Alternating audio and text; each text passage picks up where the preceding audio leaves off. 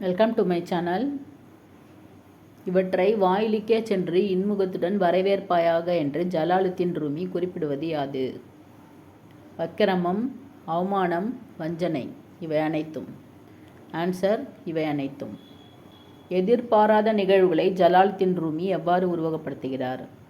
வாழ்க்கையில் நடக்கும் எதிர்பாராத நிகழ்வுகள் அனைத்தையும் ஆனந்தம், மனச்சோர்வு, அற்பத்தனம், விழிப்புணர்வு என்று உருவகப்படுத்துகிறார். இவைகளை நமது இல்லத்திற்கு வரும் எதிர்பாராத விருந்தாளிகளாக எண்ண வேண்டும். எதிர்பாராத நிகழ்வுகளை எதிர்பாராத விருந்தாளிகளாக உருவகப்படுத்தப்பட்டுள்ளது. வருபவர் எவராயினும் நன்றி செலுத்து. இடஞ்சுட்டி பொருள் விளக்குக.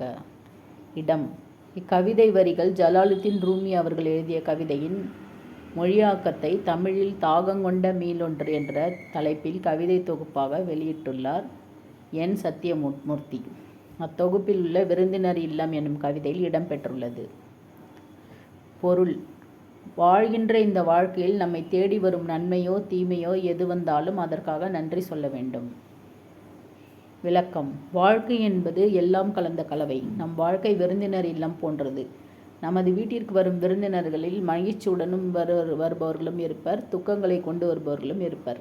அதுபோன்றுதான் நம் வாழ்க்கையும். ஆனந்தம், மனச்சோர்வு, அற்பத்தனம், சிறிது விழிப்புணர்வு என பல வாழ்வியல் வடிவங்கள் நம்மை தினம் தினம் விருந்தினர்களைப் போல சந்திக்கலாம். அவற்றையெல்லாம் நாம் வரவேற்க வேண்டும்.